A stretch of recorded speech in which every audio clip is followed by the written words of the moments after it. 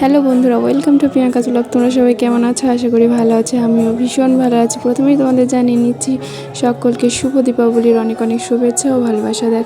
দেখো আমি এখানে চলে গেছিলাম জগন্নাথ দেবের মন্দিরে জগন্নাথ দেবকে একটু প্রদীপ দেখাতে।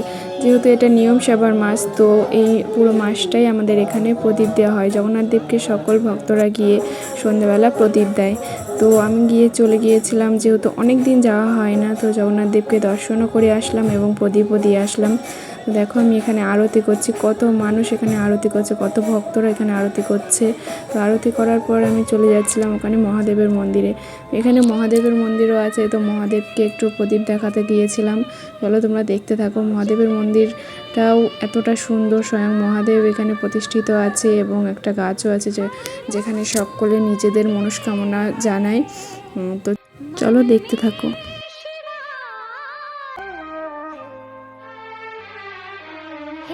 शंभु बाबा मेरे भोलेनाथ, तीनों लोक में तू ही तू, श्रद्धा सुमन मेरा मन बेलपत्री, जीवन भी अर्पण कर दो। हे शंभु बाबा मेरे भोलेनाथ, तीनों लोक में तू ही तू, श्रद्धा सुमन मेरा मन बेलपत्री, जीवन भी अर्पण कर दो। हे शंभु बाबा मेरे भोलेनाथ, तीनों लोक में तू ही तू।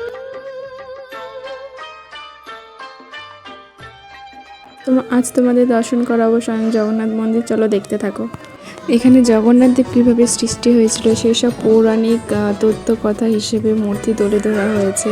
দেখো এখানে কিভাবে সে এসেছিল, পৌঁছেছিল, কিভাবে সে স্বপ্নাদেশ পেয়েছিল, কিভাবে সে গিয়েছিল, তোমার সব রকম তত্ত্ব কথাই এখানে সব রকমভাবে দেওয়া আছে। তো দেখো এখানে জগন্নাথ দেবকে কতটা সুন্দর, এখানে নিচে সব কিছু লেখাও আছে। স্বয়ং জগন্নাথ দেব, দেবী সুভদ্রা এবং বলরাম দেব কতটা সুন্দর লাগছে। দেখো এখানে কিভাবে গাছ আনা হয়েছিল, কিভাবে তাকে সৃষ্টি করা হয়েছে, কিভাবে তাকে খোদাই করা হয়েছে, গাছের গুঁড়িটা কিভাবে এসেছিল, কাঠের গুঁড়িটা কিভাবে স্বয়ং জগন্নাথের নিজেই সৃষ্টি হয়েছিল, হারিয়ে গিয়েছিল, সব রকম তথ্য কথাই এখানে দেওয়া আছে।